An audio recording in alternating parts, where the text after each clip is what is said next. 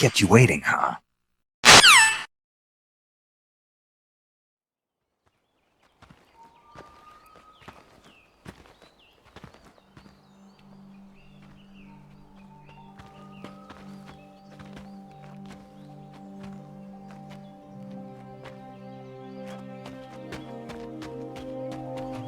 Come on, Snake.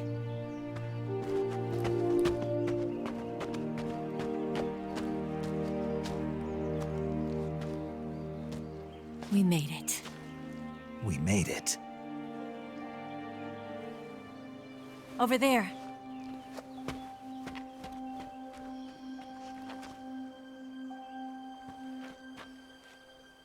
It's the boss, isn't it? I'll go get the wig ready to take off. Right. I'll leave you two alone. But come back in one piece, okay?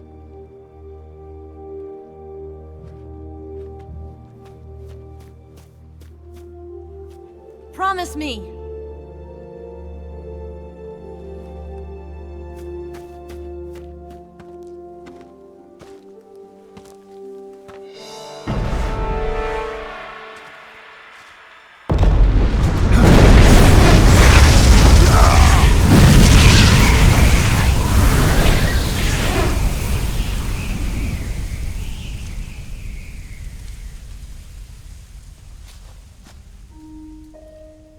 Life's end. Isn't it beautiful? It's almost tragic. When life ends, it gives off a final lingering aroma. Light is but a farewell gift from the darkness to those on their way to die.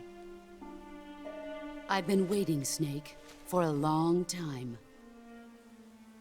Waiting for your birth, your growth, and the finality of today. Boss. Why are you doing this? Why? To make the world one again. The world used to be whole. But with the end of the Second World War, the philosophers began to fight amongst themselves, and the world was torn apart. The Cobras, my comrades who trained and fought alongside me, were torn apart as well.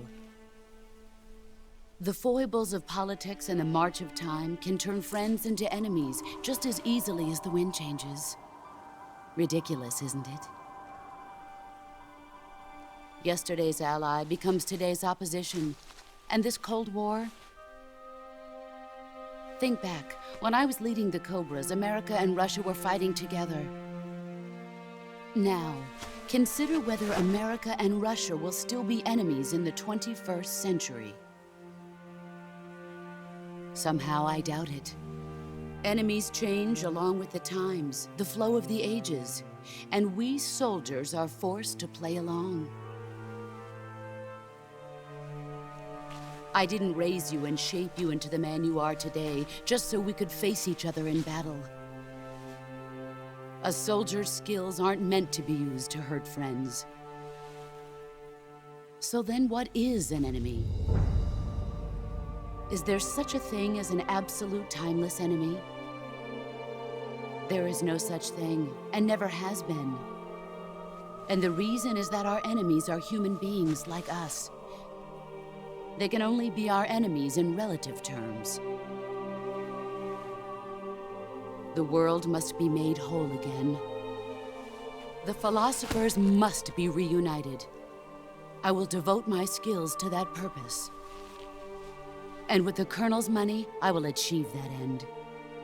Just as I once created the Cobras. They are my family. I may no longer be able to bear children, but I still have a family. It was November 1st, 1951. I was in the Nevada desert participating in atomic testing. The name Nevada is derived from Spanish, covered in snow, white as snow. And snow is exactly what I saw in that Nevada desert. It froze my blood white. Snake, you were an atomic test subject, weren't you? On Bikini Atoll. That's part of the reason I was drawn to you. You and I are alike. We're both slowly being eaten away by the karma of others. We'll never have the chance to die peacefully of old age. We have no tomorrow. But we can still have hope for the future. In 1960, I saw a vision of the ideal future from space. 3 years earlier, the Soviet Union had succeeded in launching Sputnik, the first man-made satellite in history, into orbit. This came as a huge shock to the United States. In response, America threw everything it had into its own manned spaceflight project, the Mercury program. Even as the Soviets seemed poised to send their first man into space, America was still experimenting with chimpanzees and rockets. The government wanted human data. So they secretly decided to send a human being into space. I was the one they chose. At the time, they didn't have the technology to block out cosmic rays, and whoever they sent up would inevitably be exposed to heavy radiation. That's why they chose me. After all, I'd already been irradiated once. Of course, you won't find any of this in the history books. I could see the planet as it appeared from space. That's when it finally hit me. Space exploration is nothing but another game in the power struggle between the US and the USSR. Politics, economics, the arms race, they're all just arenas for meaningless competition. I'm sure you can see that, but the Earth itself has no boundaries. No East, no West, no Cold War. And the irony of it is, the United States and the Soviet Union are spending billions on their space programs and the missile race, only to arrive at the same conclusion. In the 21st century, everyone will be able to see that we are all just inhabitants of a little celestial body called Earth. A world without communism or capitalism, that is the world I wanted to see. But reality continued to betray me. In 1961, I was sent to Cuba, to Bahia de Cochinos. It was part of a CIA-sponsored invasion under the guise of taking Cuban exiles back to their country. But the US government betrayed them. Our weak-kneed president held back their air support. Defenseless, the exiles were annihilated by the Cuban army. All I could do was watch in silence. I was set up by the very country I'd sacrificed so much for, by the very government I dedicated my life to defending. I was driven from the surface world, and I went underground. Then, 2 years ago, I faced the sorrow, my old comrade in battle. He was my friend. But one of us had to die. I was left with no choice. The sorrow gave his life for me. There is no enmity between us. One must live, and one must die. That was the mission. The ones who gave me that mission were the philosophers. Early in the 20th century, the true holders of power in the United States, the Republic of China, and the newly formed Soviet Union gathered together in a secret meeting that would later be known as the Wise Men's Committee. The secret pact they formed there marked the beginning of the philosophers. But the last of the original members died in the 1930s. After that, the organization began to run out of control, and the Wise Men's Committee degenerated into a mere shell of its former self. The philosophers of today have no sense of good or evil. Their influence extends to countries and organizations involved in every aspect of every war. They have become war itself. That's how they operate. The sacrifices of war cause a shift in the times. This shift leads to renewed conflict, and in turn triggers the next war. Like a nuclear chain reaction, each conflict sparks countless others, forming an endless spiral that will continue on for eternity. Do you understand what I'm saying, Snake? By consuming me and you, the philosophers intend to keep that cycle going forever. It was my father who explained all of this to me. He was one of them. You see, I am the last remaining child of the philosophers. But after he revealed the truth, my father was killed by that same shapeless, formless organization. And my father isn't the only thing the philosophers have taken from me. In June of 1944, the Cobras and I took part in the landing at Normandy. We'd been given a top-secret mission to locate and destroy enemy V-2 rocket installations. I was pregnant at the time. The sorrow was the father. I gave birth on the field of battle. A beautiful baby boy. But my child was snatched away from me by the philosophers.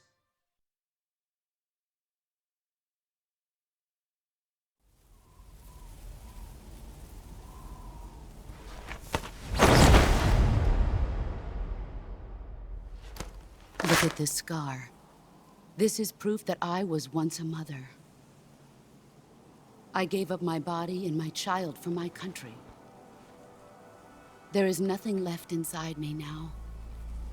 Nothing at all. No hatred, not even regret. And yet sometimes at night, I can still feel the pain creeping up inside me, slithering through my body like a snake.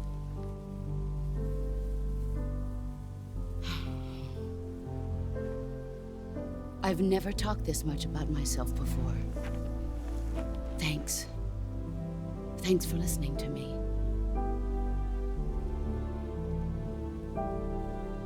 I feel content. Snake,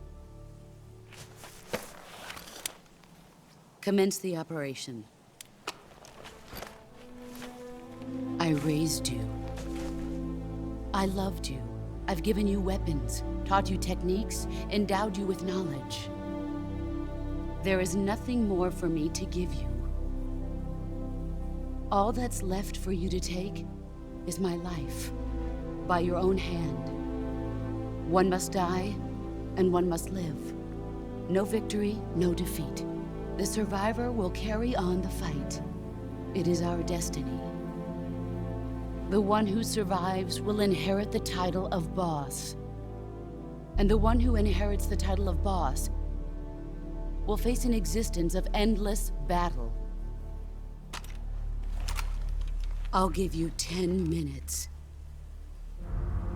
In 10 minutes, MiGs will come and bomb the hell out of this place. If you can beat me in less than 10 minutes, you'll be able to escape in time. Let's make this the greatest 10 minutes of our lives, Jack. Boss. You're a soldier. Finish your mission. Prove your loyalty. Face me. I come.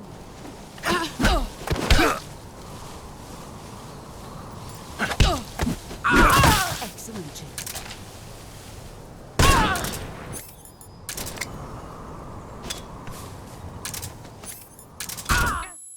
Too bright.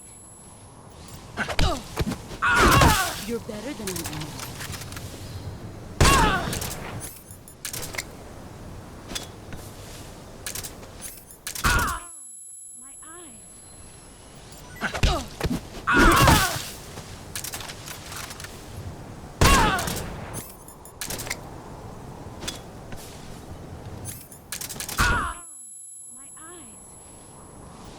Your skills have improved.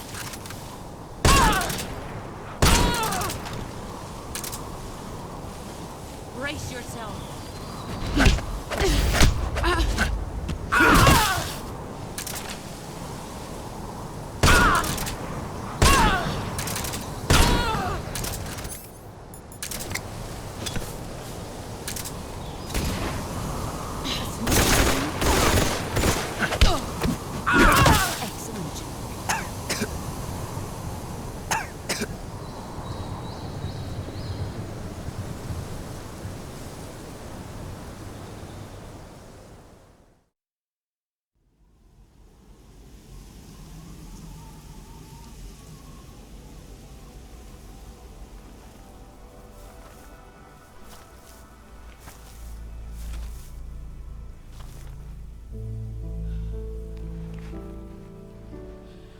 Take this. Keep it safe.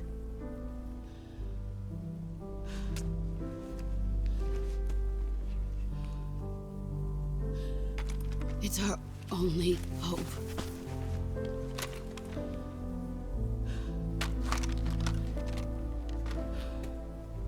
A patriot? Why are you giving me this? Jack. Or should I say, Snake? You're a wonderful man. Kill me. Kill me now. Do it.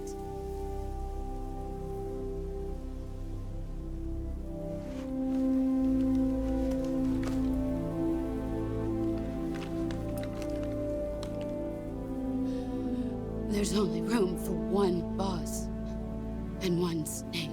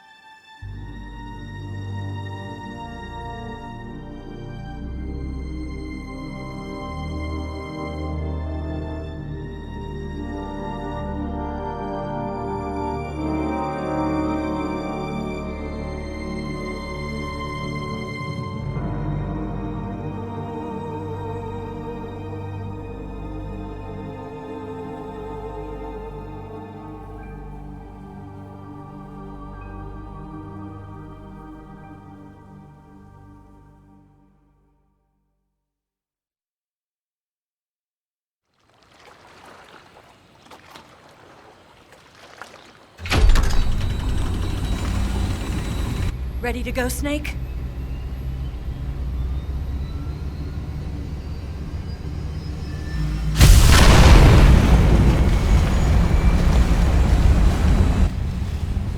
Are you okay? Snake? Yeah.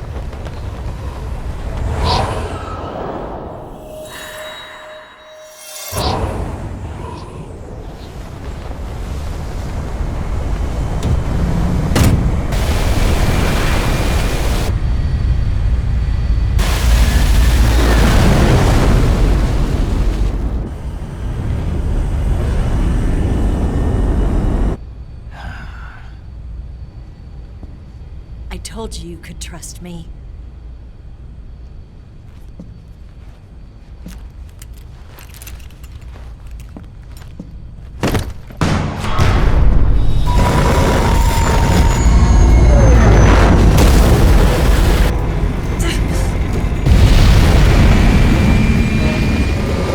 Snake! Ocelot! We're not done yet!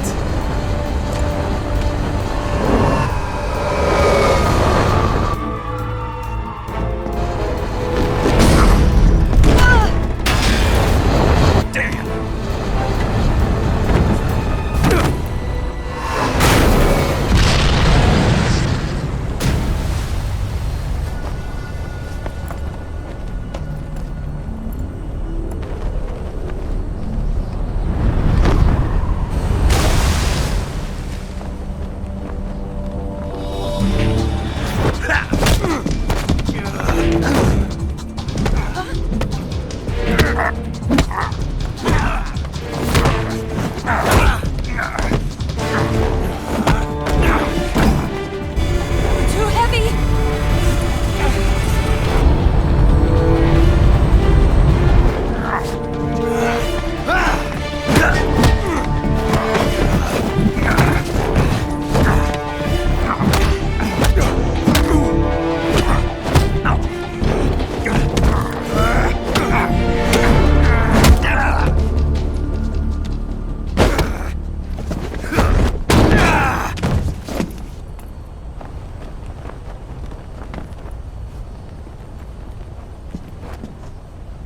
Snake, try to remember some of the basics of CQC.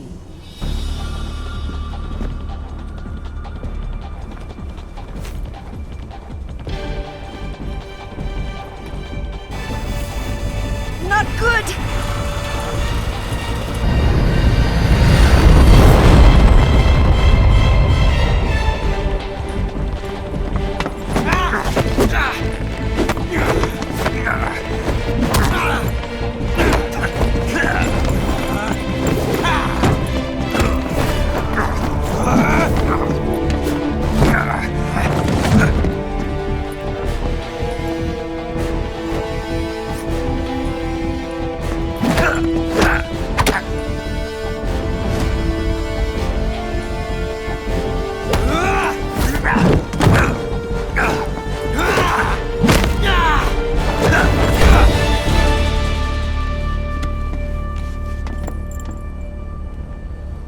I picked up a few new moves.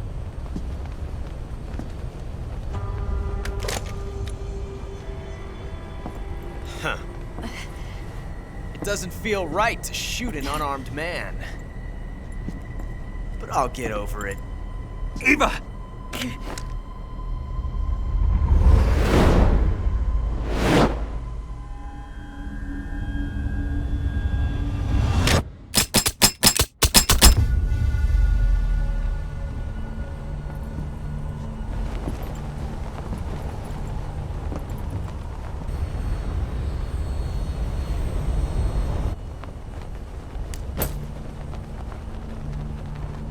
What do you say to one last showdown?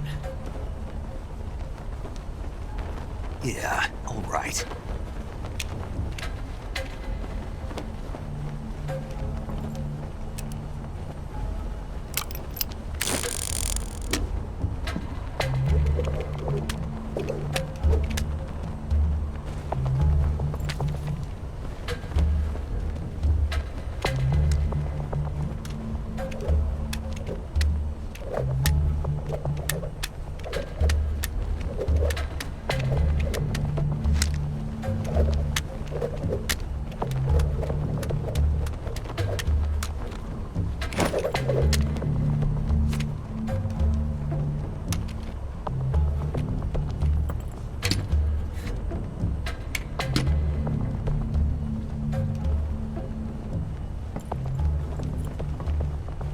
What's your name? Snake. No. Not that name. You're not a snake, and I'm not an ocelot. We're men with names. My name is Adamska. What's yours? John. Very well, John. Plain name. But I won't forget it.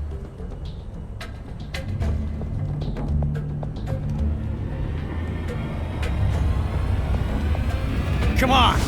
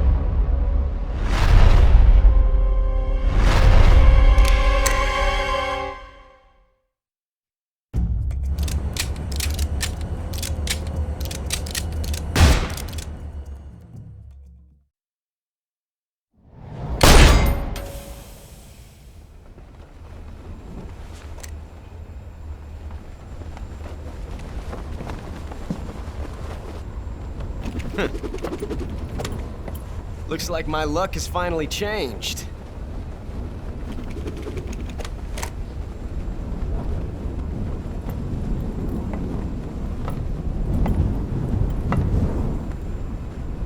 Till we meet again, John.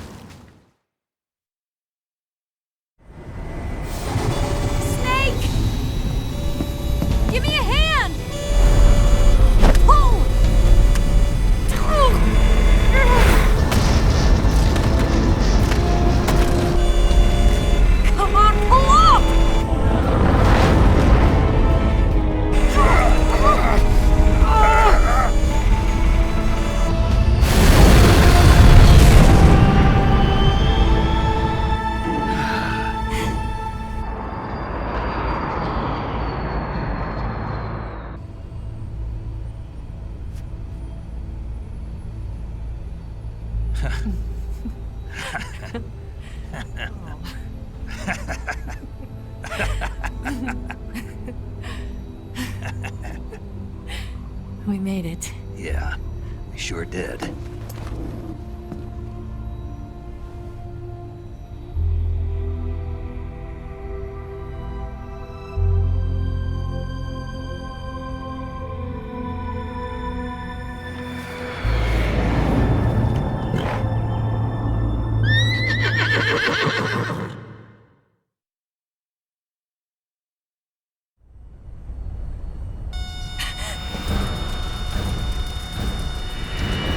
Oh no, Migs!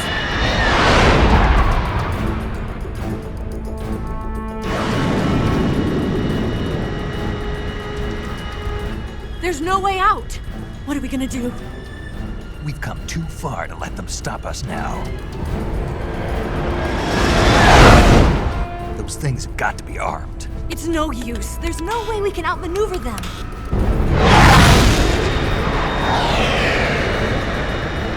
They're gonna shoot us down. We were so close. Weapon systems on. Locked on target. I got towed. You were great, Eva. Huh? Thanks.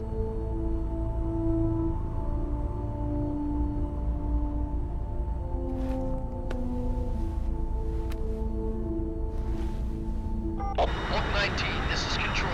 Stand by for a direct order from the chairman. Oak 19, return to base immediately. Do you read me? This is a direct order from Comrade Khrushchev. Return to base immediately. Vault 19, do you copy? Understood. Aborting mission. RTB. Look! The MiGs are turning back! Woo!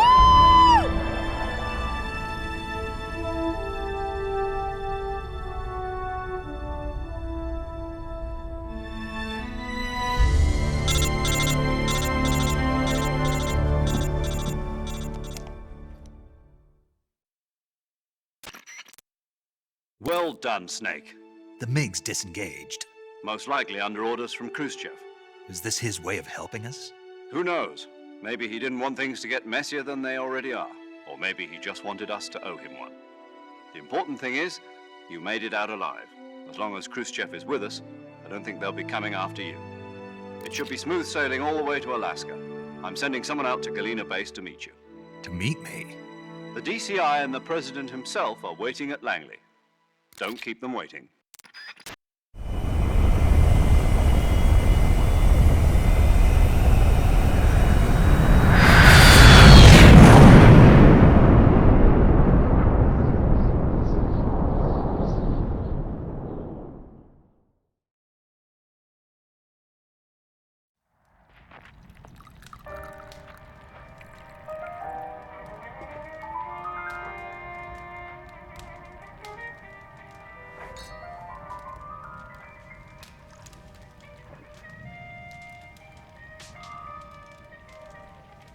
So what are you going to do now? Go back to the KGB?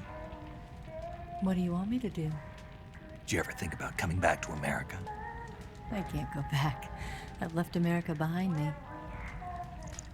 But you saved this country. I didn't do it alone.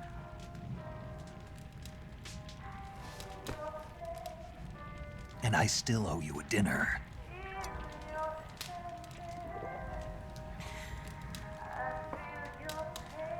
Is that part of your mission too?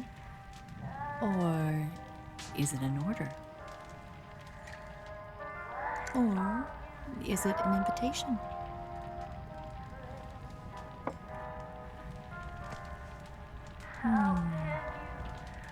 Or a proposal? I don't take orders from anyone now.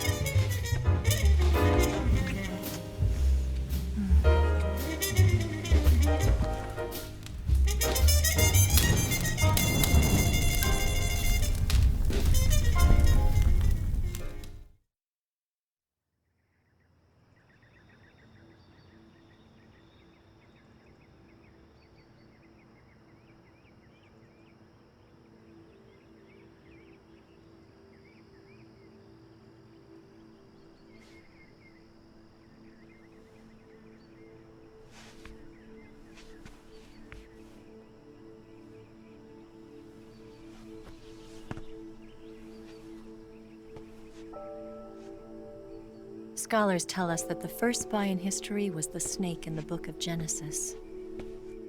In that story, it was Eve who was tempted by the snake in the Garden of Eden. But this time around, it was I who tempted the snake and got away with the forbidden fruit of knowledge. Forgive me, snake.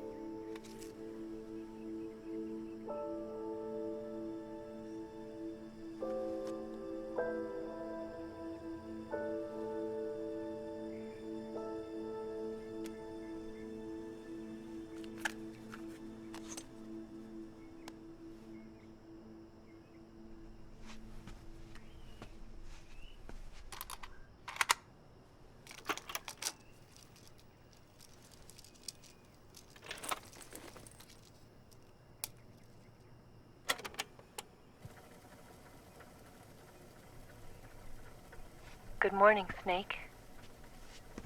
I hope you slept well. First of all, I have to apologize. I wasn't sent by Khrushchev. I'm not a KGB spy, and I never worked for the NSA. I'm an agent of the People's Republic of China for the General HQ 2nd Department of the People's Liberation Army. It was all a lie. I tricked you. And I'm sorry.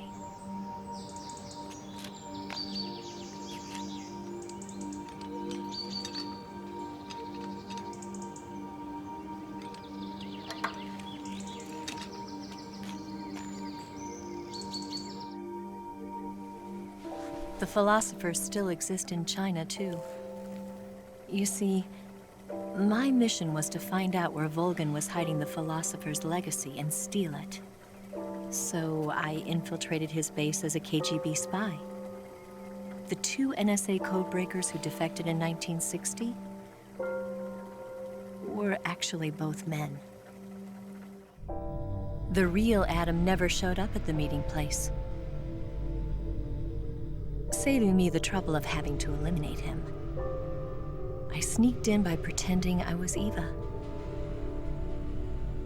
And you and Sokolov and Volgan, you all believed me. The philosopher's legacy was originally held in common between the US, Soviet Union, and China. We couldn't let the Russians and the Americans take it all for themselves. The Chinese government had its eye on the legacy, too.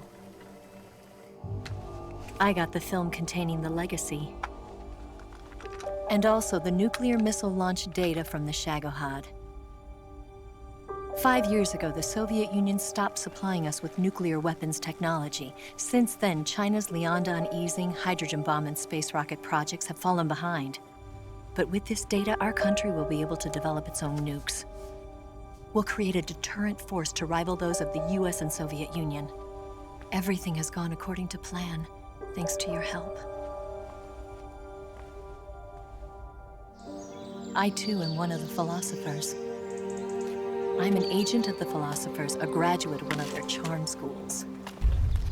I was raised in a joint US-Soviet-Chinese facility to become a sleeper agent. This was before the war. Back then, they were collecting children from all over the world. As a result, I'm indistinguishable from a native-born American. So it didn't surprise me when you and Volgan couldn't tell the difference. But she knew right from the beginning. She knew because before the war, she was at one of the philosopher's schools too, as an instructor. The boss was the only one I couldn't fool. She was the only one who knew I was a fake. She told me everything. Why did she open her heart to me like that? At the time, I couldn't understand it. But now, I think I do. Snake. She wanted you to know the truth. She chose me to tell you. That's why she saved my life. I've lied to you so many times, but not this time. My orders from the government were to obtain the legacy and to eliminate everyone who knew the truth about what happened. In other words, I'm supposed to kill you.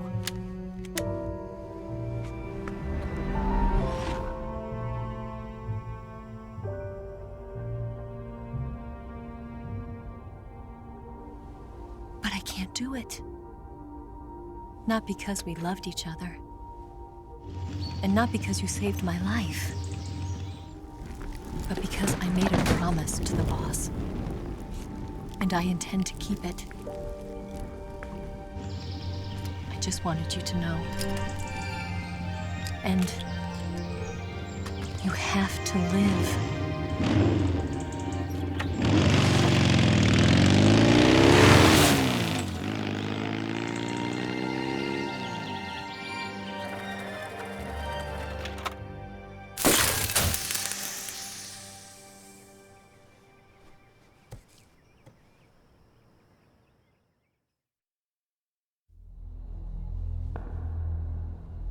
Snake, Listen to me. She didn't betray the United States. No. Far from it. She was a hero who died for her country.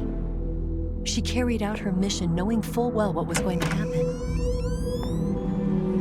Self-sacrifice. Because that was her duty.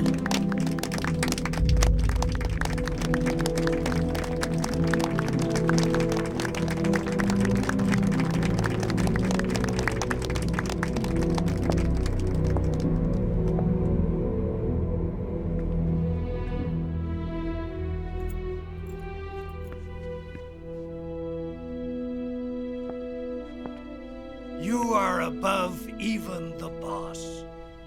I hereby award you the title of Big Boss.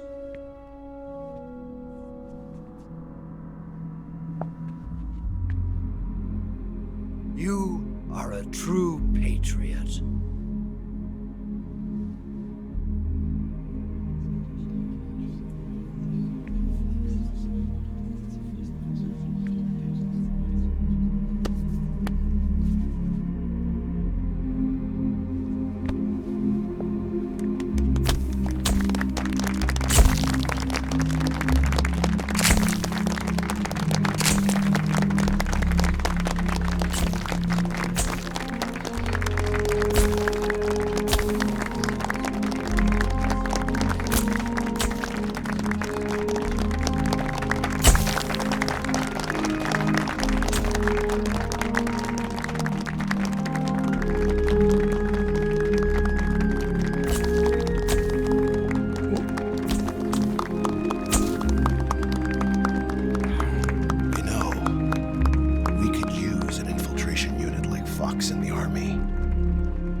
Someone like him to handle our top secret sneaking missions for us.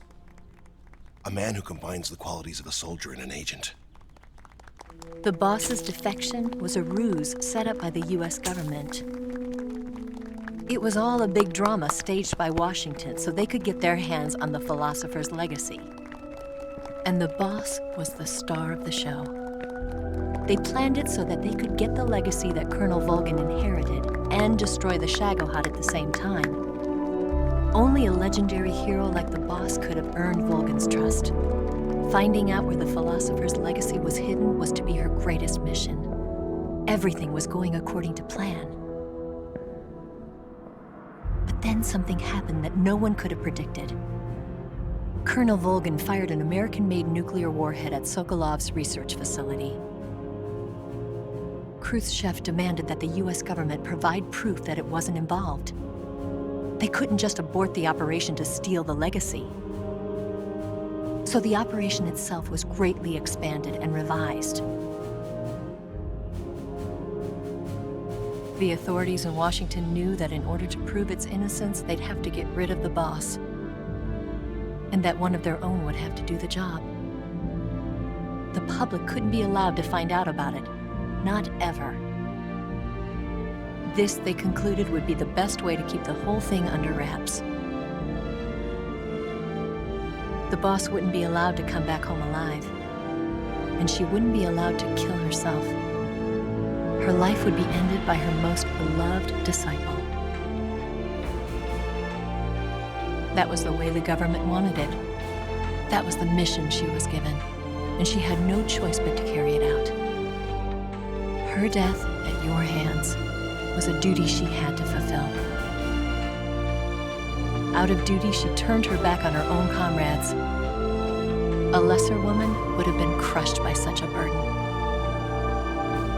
The taint of disgrace will follow her to her grave. Future generations will revile her. In America as a despicable traitor with no sense of honor. And in Russia as a monster who unleashed a nuclear catastrophe. She will go down in official history as a war criminal. And no one will ever understand her. That was her final mission. And like a true soldier, she saw it through to the end. But I think she wanted you of all people, to know the truth. She wanted to live on in your memory. Not as a soldier, but as a woman. But she was forbidden to tell you herself. And that's why she told me. Snake, history will never know what she did. No one will ever learn the truth. Her story, her debriefing, will endure only in your heart.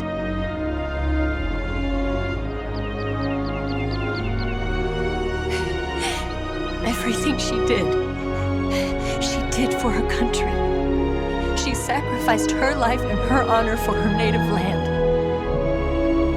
She was a real hero. She was a true patriot.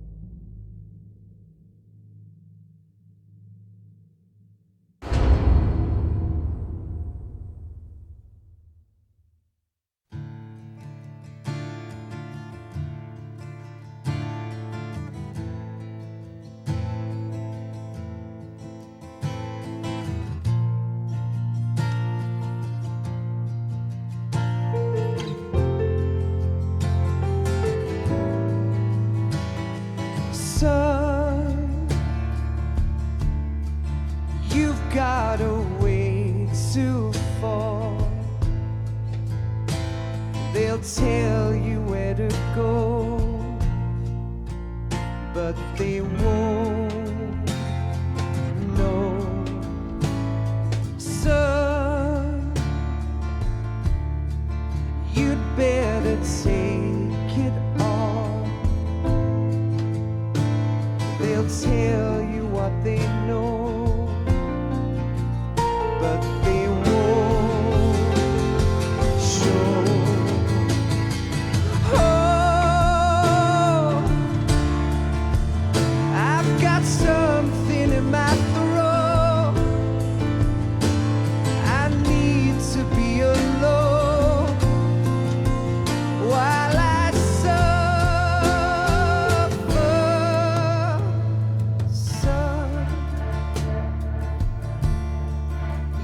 got a way to kill.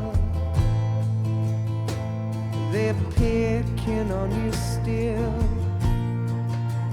but they don't know. Son,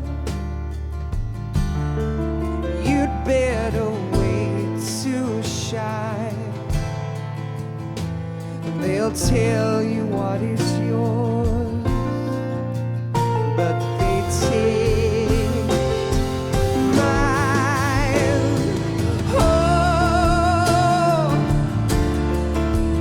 I've got something in my throat.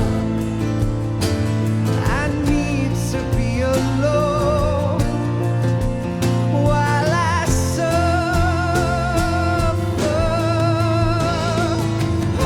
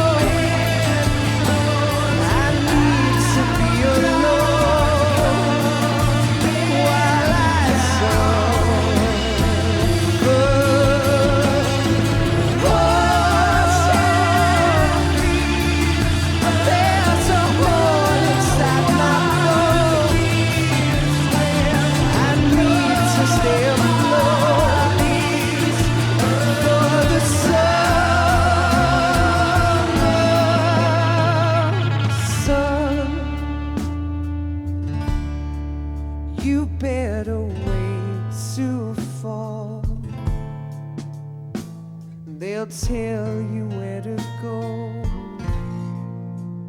but they won't know.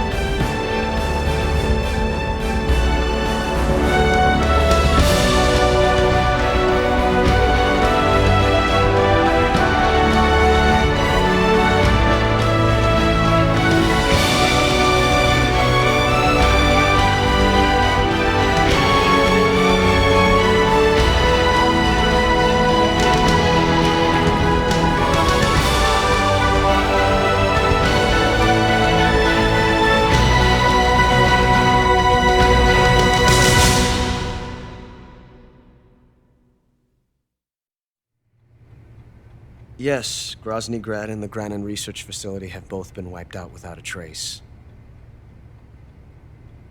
I understand, sir, but they were necessary sacrifices. Yes, the CIA has taken care of the boss themselves. I believe the White House will be satisfied. Khrushchev is finished. Your time has finally arrived. Yes, the American president is relying on us to keep a lid on the whole affair. We've got him by the balls. It should make a valuable trump card in future negotiations. Yes, Chief Director, of course. I'll keep the KGB informed.